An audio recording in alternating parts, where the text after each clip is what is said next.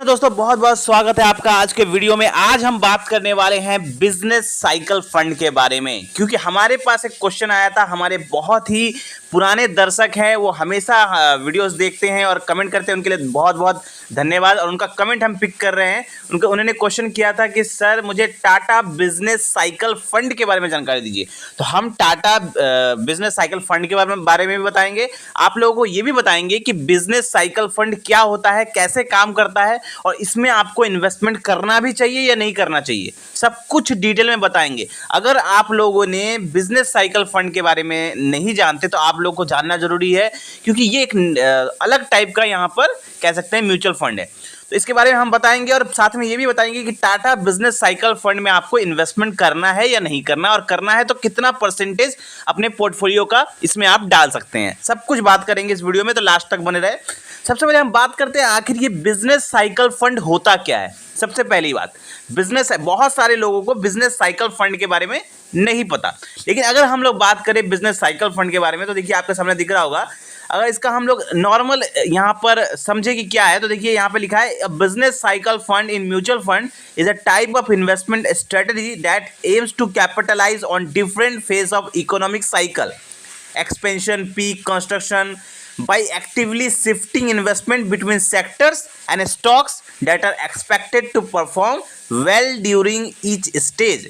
देखिए अगर शॉर्ट में हम आपको बताएं, सरल भाषा में अगर हम आपको बताएं, ये जो कहना चाह रहे हैं इसका मतलब है कि बिजनेस साइकिल फंड होते हैं, जैसे इसका नाम है बिजनेस साइकिल, इसका मतलब होता है हर फेज में एक साइकिल आता है बिजनेस का, हर सेक्टर में एक साइकिल आता है। जैसे आपने देखा होगा कि कभी किसी सेक्टर में ग्रोथ आता है तो कभी किसी और सेक्टर में ग्रोथ आता है, कभी एनर्जी सेक्टर में ग्रोथ आता है, कभी कंस्ट्रक्शन सेक्टर में ग्रोथ आता है, कभी यहाँ पर हेल्थ सेक्टर में ग्रोथ आता है। तो ये जो साइकिल फंड है ये क्या करता है कि जो वो पहले एनालाइज करता है, उनकी टीम एनालाइज करती है, जो बिजनेस साइकिल फंड की जो टीम होती है वो एनालिसिस करती है जिस भी फंड में आप इन्वेस्टमेंट कर रहे हैं कि कौन सा फंड, मतलब कौन सा सेक्टर यहाँ पर बूम करने वाला है, कौन सा सेक्टर अच्छा परफॉर्म करने वाला है। तो जो भी सेक्टर अच्छा परफॉर्म करने वाला होता है वो वहाँ पर अपना इन्वेस्टमेंट करती है, और जिन सेक्टर पर उनको लगता है कि आने वाले टाइम पर, आने वाले फेज पर खराब परफॉर्मेंस आने वाला है, तो वो उन सेक्टर से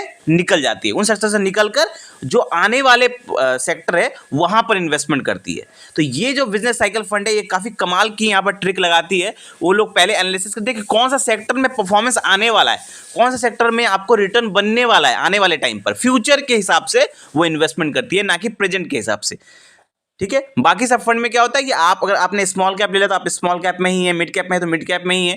लेकिन यहाँ पर क्या करती है, ये एनालिसिस करती है कि कौन सा सेक्टर में बूम होने वाला है, कौन सा सेक्टर में, एनर्जी सेक्टर में बूम होने वाला है, हेल्थ सेक्टर में बूम होने वाला है, कंस्ट्रक्शन सेक्टर में बूम होने वाला है, कौन सा सेक्टर में बूम होने वाला है, तो उस सेक्टर में ये पैसा इन्वेस्ट करती है। तो ये होता है बिजनेस साइकिल फंड। और यहाँ पर हम आज बात करने वाले हैं टाटा बिजनेस साइकिल फंड की, क्योंकि टाटा बिजनेस साइकिल फंड के बारे में इन्होंने हमसे कमेंट किया था। तो हम यहाँ पे आपको डिटेल में बताने वाले टाटा बिजनेस साइकिल फंड आखिर इन्वेस्टमेंट करने लायक है भी या नहीं। ठीक है। तो यहां पर अगर हम बात करें तो टाटा बिजनेस साइकिल फंड का रिटर्न अगर देखेंगे तो ऑलमोस्ट यहां पर 20% का इन्होंने एवरेज रिटर्न बना के दिया, 20% के आसपास रिटर्न इन्होंने बना के दिया है।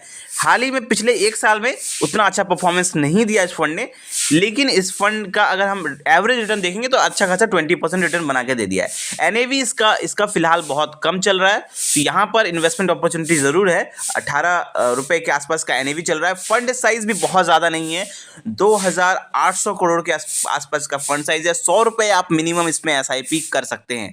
अब यहाँ पर जो चेक करने वाली बात है मेन, वो है होल्डिंग्स। होल्डिंग्स कैसी है, कहाँ कहाँ पैसा लगा रही है ये, तो आप देखेंगे इनकी टोटल होल्डिंग्स फिलहाल 72 कंपनीज में है, जहां पर एचडीएफसी में इनका इन्वेस्टमेंट है, रिलायंस इंडस्ट्रीज में इन्वेस्टेड है, आईसीआईसीआई बैंक में इन्वेस्टेड है, भारतीय एयरटेल एक्सिस लिमिटेड, मतलब लार्ज कैप में इन्होंने अच्छा खासा यहाँ पे देख रहे हैं आप कि बड़े बड़े कंपनीज में भी पैसा अच्छा इन्वेस्टमेंट किया हुआ है इन्होंने। और यहाँ पर अगर इनको हम अच्छा से चेक करेंगे तो यहाँ पर इनका इक्विटी सेक्टर एलोकेशन देखने के बाद हमें अच्छे से पता चलेगा कि किन किन सेक्टर में इन्होंने पैसा लगाया। तो आप देखिए सबसे ज़्यादा पैसा इन्होंने लगाया है 29.9%, मतलब ऑलमोस्ट 30% इन्होंने फाइनेंस सेक्टर में पैसा लगाया है। हेल्थ केयर सेक्टर में भी इन्होंने 13% लगाया है, और यहाँ पर कंस्ट्रक्शन सेक्टर में 11%, सर्विसेज में 11, एनर्जी में 8.4, कैपिटल गुड्स में 7.1 और इंश्योरेंस में 5.7। तो यहाँ पर ये क्या करती है कि कौन से सेक्टर में उनको परफॉर्मेंस दिखता है वो उन सेक्टर में जाती है और उन सेक्टर में पैसा इन्वेस्ट करती है। एक्सपेंस रेशियो इसका 0.54% का है। तो ये है business Tata business cycle fund. Return अगर हम देख लें, एक बार इनका रिटर्न देख लेते हैं, तो अगर सपोज करिए किसी ने इस फंड में 3 साल पहले 1 लाख रुपए इन्वेस्टमेंट किया होता, जब ये आया था 3 साल पहले अगर किसी ने इसमें 1 लाख रुपए इन्वेस्टमेंट किया होता तो आज उसकी वैल्यू 1,73,000 रुपए के आसपास होती, 1,73,000। मतलब रिटर्न अच्छा खासा बना के इन्होंने दिया है, पास्ट रिटर्न इनका ठीक है। तो यहां पर हम आपको कहना चाहेंगे कि जो बिजनेस साइकिल फंड होते हैं, यहां पर आपको कितना परसेंट इन्वेस्टमेंट करना चाहिए। अगर आप टाटा बिजनेस साइकिल फंड में इन्वेस्टमेंट करना भी चाहते हैं तो आपको कितना इन्वेस्टमेंट करना चाहिए। तो मेरे ख्याल से आपको यहां पर अपने पोर्टफोलियो का 10% से ज्यादा इन्वेस्टमेंट नहीं करना चाहिए। एग्जाम्पल के लिए अगर मैं बात करूं, अगर सपोज करिए आपका पोर्टफोलियो 10,000 रुपए SIP आप कर रहे हैं, तो 10,000 में से आप सिर्फ 10% यानी 1,000 की ही इसमें इन्वेस्टमेंट चालू करिए। बहुत ज्यादा पैसा इस टाइप के फंड्स में इन्वेस्टमेंट ना करें। लेकिन यहां पर बिजनेस साइकिल का फायदा उठाने के लिए आप डेफिनेटली इसमें 10% अपने पोर्टफोलियो का जरूर इन्वेस्टमेंट कर सकते हैं। इसमें कोई खराबी नहीं है, फंड भी अच्छा है टाटा बिजनेस साइकिल फंड। और लेकिन एक और डिस्क्लेमर मैं आपको देना चाहूंगा कि इस टाइप के जो फंड होते हैं, साइकिल वाले फंड होते हैं, सेक्टोरियल फंड होते हैं, इसमें आप शॉर्ट टर्म के लिए इन्वेस्टमेंट ज्यादा ना करें, थोड़े लॉन्ग टर्म के लिए इन्वेस्टमेंट करें ताकि आपको कहीं ज्यादा फायदा देखने को मिले। शॉर्ट टर्म इन्वेस्टमेंट ना करें और बहुत ज्यादा अपने पोर्टफोलियो का हिस्सा इसमें इन्वेस्टमेंट ना करें। अपने पोर्टफोलियो का 10 से 20% मैक्सिमम यहां पे आप इन्वेस्टमेंट करें और बाकी जो आपका पैसा है वो आप अदर कैटेगरी के फंड्स में लगा सकते हैं। तो आई होप आपका जो क्वेश्चन का आंसर है आपको मिल गया होगा। फिर भी इससे रिलेटेड कोई भी डाउट अगर रह गया है तो आप कमेंट कर सकते हैं। मिलते हैं कल एक और वीडियो के साथ। थैंक यू, धन्यवाद।